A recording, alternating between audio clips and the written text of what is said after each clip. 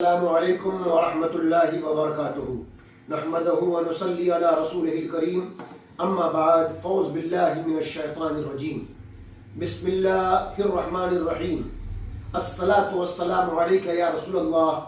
وعلی آلک واصحابک یا حبیب اللہ۔ صبر و تحمل، برداشت، توقف،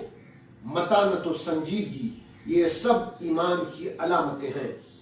بندوں کو چاہیے کہ ایمان کے تقاضوں کو کامل طریقے سے پورا کریں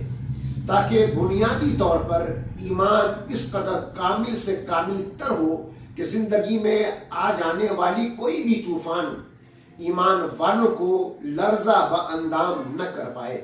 یہ اسی وقت ممکن ہو سکتا ہے کہ بندے کے اندر اللہ عز و جل کا فرمان اور رسول اقدس صلی اللہ تعالی علیہ وسلم کی سنت پر عمل کرنے کا جذبہ صادق موجود ہو۔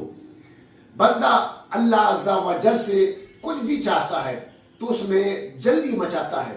تاخیر بالکل پسند نہیں کرتا، کبھی کسی پر ناراض ہو کر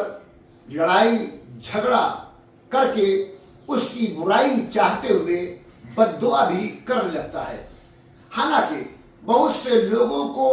اس کی شرعی حیثیت نہیں معلوم ہوتی ہے اور گناہگار ہوتے رہتے ہیں۔ اس تعلق سے اللہ عز و جل قرآن کریم کے بنی اسرائیل کی آیت نمبر 11 میں ارشاد فرماتا ہے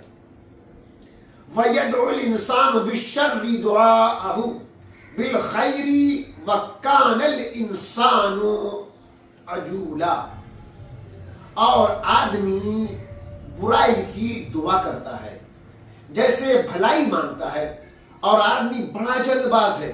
وَيَدْعُ الْإِنسَانُ بِالشَّرِّ، اور آدمی برائی کی دعا کرتا ہے۔ آیت کا خلاصہ یہ ہے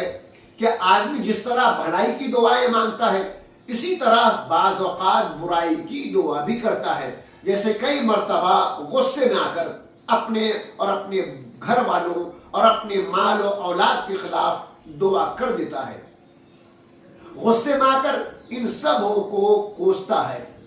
اور ان کے لیے بد دعائیں کرتا ہے۔ تو یہ انسان کی جلد بازی ہے، اور جلد بازی عموماً نقصان دہ ہوتی ہے۔ اگر اللہ تعالیٰ اس کی یہ بد دعائیں قبول کرے تو وہ شخص یا اس کے اہل مال ہلاک ہو جائیں، لیکن اللہ تعالیٰ اپنے فضل و کرم سے اس کو قبول نہیں فرماتا، لہذا بد دعا کرنے سے بچیں۔ اس آیت کی روشنی میں یہ بھی معلوم ہوا کہ غصے میں اپنے یا کسی مسلمان کے لیے بد دعا نہیں کرنی چاہیے، اور ہمیشہ منہ سے اچھی بات نکالنی چاہیے کہ نہ معلوم کون سا وقت قبولیت کا ہو۔ ہمارے معاشرے میں عموماً مائیں بچوں کو طرح طرح کی بد دعائیں دیتی رہتی ہیں، مثلا تیرا بیڑا غرق ہو، تو تباہ ہو جائے، تو مر جائے، تجھے کیڑے پڑیں، وغیرہ وغیرہ۔ اس طرح کے جملوں سے احتراز لازم ہے۔ بعض مفسرین نے فرمایا کہ اس آیت میں انسان سے کافر مراد ہے، اور برائی کی دعا سے اس کا عذاب جلدی کرنا مراد ہے۔ چنانچہ حضرت عبداللہ بن عباس رضی اللہ تعالی عنہما سے مروی ہے کہ نضر بن حارث کافر نے کہا، یا رب، اگر یہ دین تیرے نزدیک حق ہے تو ہم پر آسمان سے پتھر برسا یا دردناک عذاب بھیج۔ اللہ تعالیٰ نے اس کی یہ دعا قبول کر لی اور اس کی گردن ماری گئی۔ جلد بازی اس آیت کے آخر میں فرمایا گیا کہ آدمی بڑا جلد باز ہے۔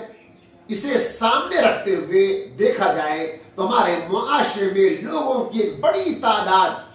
ایسی نظر آتی ہے جو دینی اور دنیاوی دونوں طرح کے کاموں میں نامطلوب جلد بازی سے کام لیتے ہیں، جیسے وضو کرنے میں، نماز ادا کرنے میں، تلاوت قرآن کرنے میں، اور روزہ افطار کرنے میں، تراویح ادا کرنے میں، قربانی کرنے میں، ذبح کے بعد جانور کی کھال اتارنے میں، ارکان حج ادا کرنے میں، دعا کی قبولیت میں، بد دعا کرنے میں، رائی قائم کرنے میں، کسی سے جھگڑا بول لینے میں، کسی پر غصہ نافذ کرنے میں، کسی کے خلاف یا کسی کام سے متعلق فیصلہ کرنے میں، گاڑی چلانے میں، گاڑی سے اترنے میں یا چڑھنے میں، اور